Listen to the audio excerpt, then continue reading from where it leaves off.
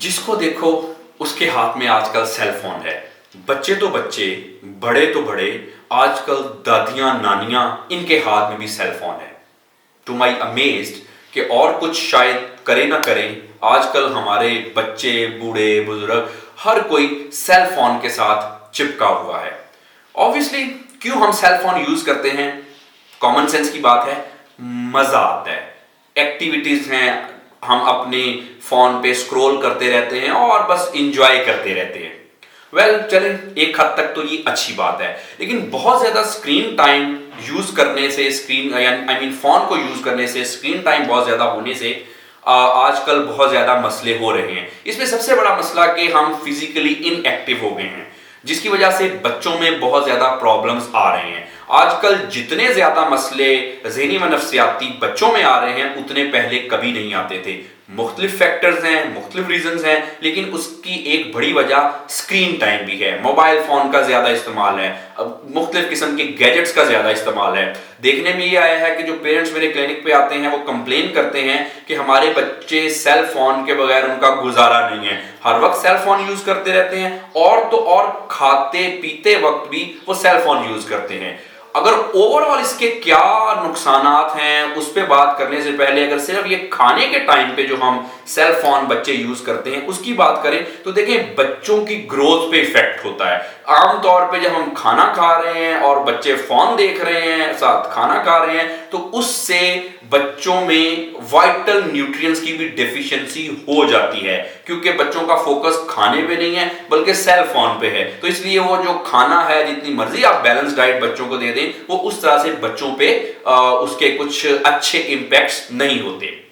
क्यों cell phone use कर रहे हैं जी? बच्चे तो बच्चे, ये आजकल दादे नाने, दादियां नानियां, ये जो सेल फोन यूज कर रही हैं, होता असल में ये है कि जब हम कोई सेल फोन वगैरह गैजेट्स यूज करते हैं तो हमारे ब्रेन से एक केमिकल जिसको हम डोपामीन कहते हैं, हार्मोन, वो रिलीज होके बॉडी में जाता है। यानी कि कोई भी हमने प्लेजर वाली एक्टिविटी की तो क्या हुआ, ब्रेन ने फौरी फौरी हार्मोन केमिकल डोपामीन रिलीज कर दिया।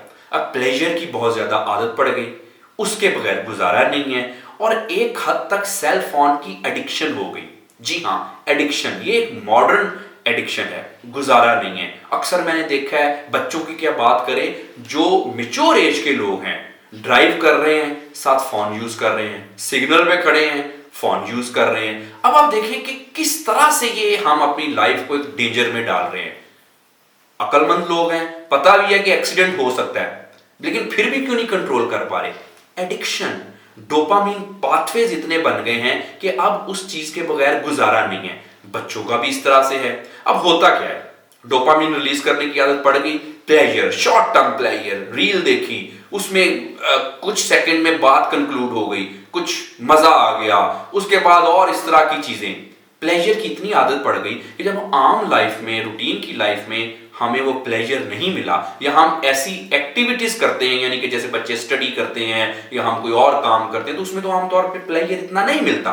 होता यह है, हम पॉजिटिव एक्टिविटीज से दूर होते जाते हैं। बच्चों में चिड़चिड़ापन आ गया, गुस्सा आ गया, मूड के इश्यूज आ गए, कंडक्ट प्रॉब्लम आ गया, और तो और अगर बड़ों में भी देखें तो सिर्फ स्क्रीन टाइम की वजह से ये जो जितने भी बिहेवियर में प्रॉब्लम आ रहे हैं, ये इस वजह से होते हैं। अब इससे क्या होता है कि अगर आपको कोई स्ट्रेस वगैरह है, कोई एंजाइटी है, कोई डिप्रेशन है, कोई साइकोटिक इश्यूज है, इस तरह के किसी ऑटिज्म वगैरह के अगर बच्चों में मसले हैं, तो ये स्क्रीन टाइम यूज करने से ये ज्यादा हो जाते हैं, इनका बिगड़ जाता है मसला।